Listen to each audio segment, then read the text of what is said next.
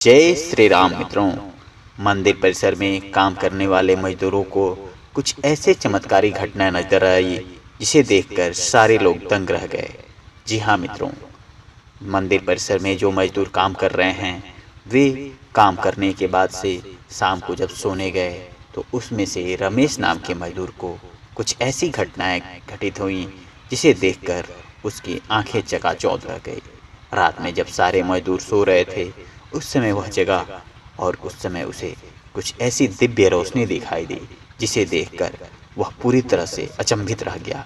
वह अपने साथी मजदूरों को जगाने की कोशिश करता, लेकिन इतने में उसकी आंखें खुल गईं और वह हिम्मत करके जैसे तैसे करके प्रभु के मंदिर की तरफ आगे बढ़ा और जाकर वहां देखा तो वहां साक्षात प्रभु के पुष्पक विमान की कुछ तस्वीरें नजर आईं, जिसे देख वह दंग रह गया।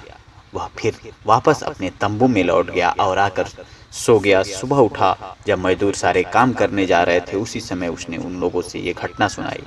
लोग उसकी मजाक उड़ा रहे थे, कह रहे थे नहीं ये सही नहीं है, लेकिन सच्चाई थी मित्रों। आज भी अयोध्या में चमत्कार पे चमत्कार हो रहे हैं।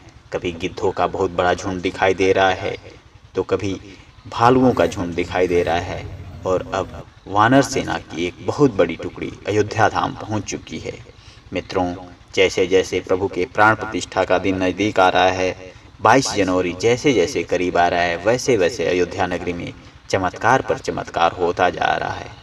वानर सेना एक ऐसी सेना थी जो प्रभु श्री राम की सेवा में लगी रही थी, और जब राम जी रावण से युद्ध करने के लिए लंका पर चढ़ाई किए थे तो लंका की तरफ एक तरफ विशाल सेना थी जो युद्ध में पारंगत थी, लेकिन वानर सेना एक ऐसी सेना थी जो शायद ही इस तरह की युद्ध कभी लड़ी हो।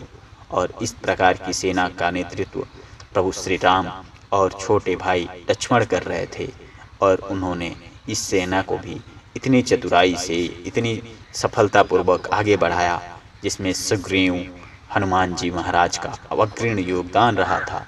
और इन लोगों की मदद से प्रभु ने लंका पर विजय प्राप्त की और वापस सीता माता को वापस अपने यहाँ लेके आए।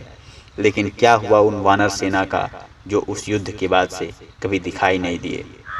मित्रों, अब जब प्रभु के प्राण प्रतिष्ठा होने वाले हैं, प्रभु को एक बार फिर से अपने घर में विराजमान हो रहा है 500 वर्षों की लंबी लड़ाई के बाद से, तो वही वानर सेना एक बार फिर से अयोध्या नगरी में दिखाई देने लगी है जो प्रभु के उस समय की सेना हुआ करती थी।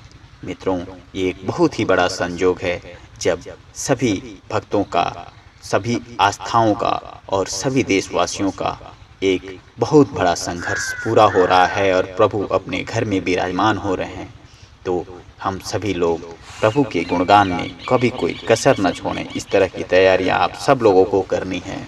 इसलिए आप सभी लोगों के घर में अभी तक प्रभु के निमंत्रण पत्र आ चुके होंगे, कुछ लोग अक्षत बांटे होंगे, वो भी आपके घरों में पहुंच गए होंगे। तो 22 जनवरी 2024 को आप सभी प्रभु का भजन कीर्तन करें, पंडाल करें, भंडारा करें और गरीबों की भी मदद अधिक से अधिक कर सकें। मित्रों, यदि आप सच्चे सनातनी हैं और प्रभु श्री राम के सच्चे भक्त हैं तो कमेंट बॉक्स में जय श्री राम लिखना ना भूलें, और चैनल पे नए हैं तो चैनल को अवश्य सब्सक्राइब कर लें। आप सभी का बहुत बहुत धन्यवाद।